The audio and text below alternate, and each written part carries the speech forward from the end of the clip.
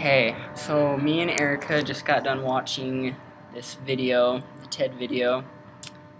Is that what it was called? What was it called? New Insights on Poverty That one. from Hans Rosling. Yes. And we were both talking about what we liked and thought was interesting from the video. And we both thought that the statistics it showed was really interesting.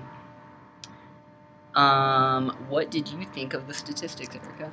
I didn't realize that the United States, like back in 1900s, 1915, 1957, a long time ago, we were developed enough to compare to countries today where they're at. So I thought that was pretty interesting. Yes, I did too. Like in 1957, so like 65 years ago, we were compared with where Chile's at today economically. Even though Chile is making progress, they said, but we were way ahead of them. That was pretty interesting. Yes, and it was cool with the statistics.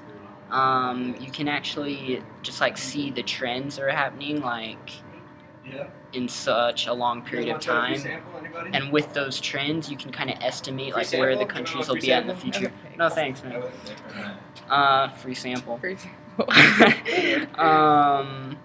But yeah, to really understand how a country is doing and where they're going, it really helps to like look at it from like a longer period of time, and we can do that like with the statistics. So something really interesting that we both agreed on was how he said economic and health progress seems to be impossible without damaging the environment.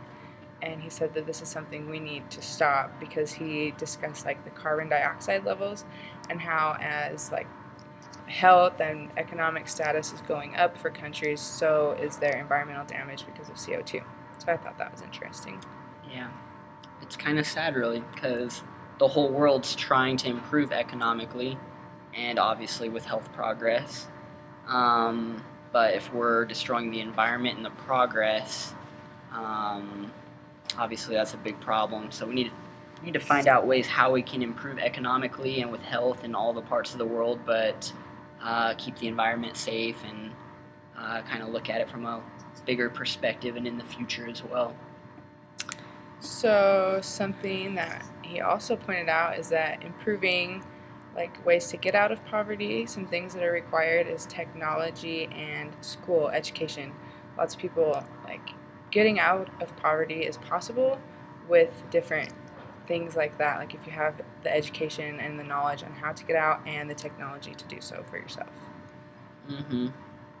And in your expert opinion, why do you think technology helps us get out of poverty? One of the best examples I can think of is farming. So lots of countries, they farm and they are like producing things, and so they can sell it for money to help them get out of economic trouble and get out of poverty. However, they don't have technology to help them like we do. They still do it by hand, and we have tractors. So we're able to produce a lot more than these other countries and help us be way out of poverty where they're still kind of stuck in it. So that's one way technology can really help. Good thinking. So yeah, another thing that was discussed in the video, that it is possible to get out of poverty. It seems like such a hardship, and it seems like Africa, other countries, they're struggling so much, but he actually talked about how Africa is making strides.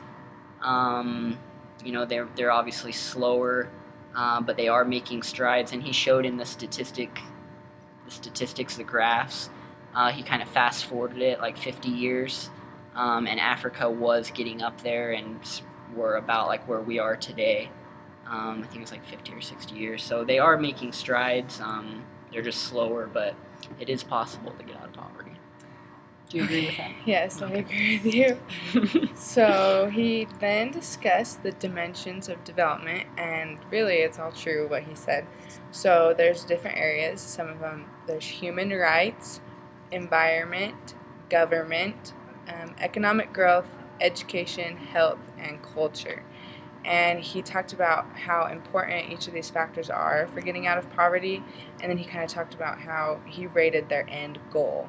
So as far as like how important they are to get out of poverty, the number one that had the most stars on his rating was economic growth. It's super key important to being able to get out of poverty. And then the next two on the level were governments and education, because governments can help organize things and help you get into it, but you can't do anything without education. And the ones that had 1 star were health, culture, and human rights.